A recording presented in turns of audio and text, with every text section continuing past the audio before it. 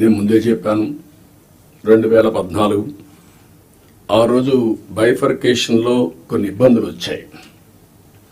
కానీ ఆ బైఫర్కేషన్ నుంచి కంటే కూడా 2019-24 అడ్మినిస్ట్రేషన్ వల్ల చాలా నష్టపోయాం.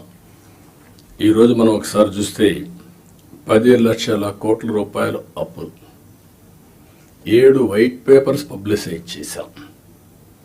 ఎక్కడ చూసినా ఒక అడ్మినిస్ట్రేషన్ అంటే, ఒక పరిపాలన అంటే సమస్యల్ని పరిష్కారం చేసి ప్రజలకు మెరుగైనటువంటి జీవన ప్రమాణాలు ఇవ్వాల్సిన అవసరం ఉంది.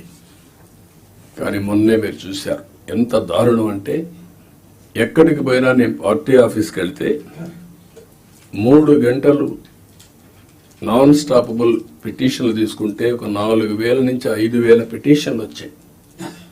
5,000 పిటిషన్లో సగం పిటిషన్లు ల్యాండ్ రిలేటెడ్ ఇష్యూస్ వచ్చాయి. అంటే భూ సమస్యలే 50%. ఎవరు తప్పిది? ఎప్పుడు నా 14 సంవత్సరాల సర్వీస్లో కానీ ఇంత విధ్వంసం, ఇంత భూ కబ్జాలు, ఇంత 22A మిస్యూజ్ చేయడం ఎప్పుడు నేను చూడలేదు. ఇప్పుడు ఏ రికార్డు చూసినా సస్పిషన్తో చూసే పరిస్థితి వస్తూ ఉంది. అంతవరకు వెళ్ళిపోయే పరిస్థితి వచ్చింది. అందుకే ఫస్ట్ క్యాబినెట్లోనే మేము ఏదైతే ల్యాండ్ టైటిలింగ్ యాక్ట్ ఉందో దాన్ని రద్దు చేశాం. సర్వేను కూడా హోల్డ్లో పెట్టాం. ఆ సర్వే కూడా ఇప్పుడే రెవెన్యూ మినిస్టర్ చెప్పినట్టు ఎవడు ఊహించినటువంటి సర్వే రాళ్ళు, దానికి కూడా Galaxy granite one of the best granite,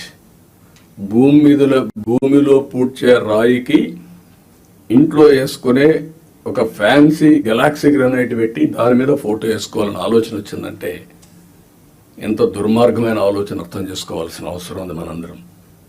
ఇది సివిలైజ్డ్ వరల్డ్ ఎవరు క్షమించరు. ఇవన్నీ అలాంటివి చేశారు. ఇంకొక పక్కన పట్టాదారు పాస్ పుస్తకాల్లో ఫోటోలు వేసుకోవడం. ఇట్ ఈస్ ఏ గవర్నమెంట్, ఇది అథారిటీ. పట్టా ఇచ్చేది నేను ఇవ్వలా, ముఖ్యమంత్రిగా ఈరోజు ఉంటాను. కానీ తరతరాలుగా తల్లి వాళ్ళ యొక్క పేరెంట్స్ కానీ పూర్వీకులు కానీ సంపాదించిన కష్టార్జితం అలాంటి దాని మీద ఫోటోలు వేసుకోవడం ఇవన్నీ జరిగాయి.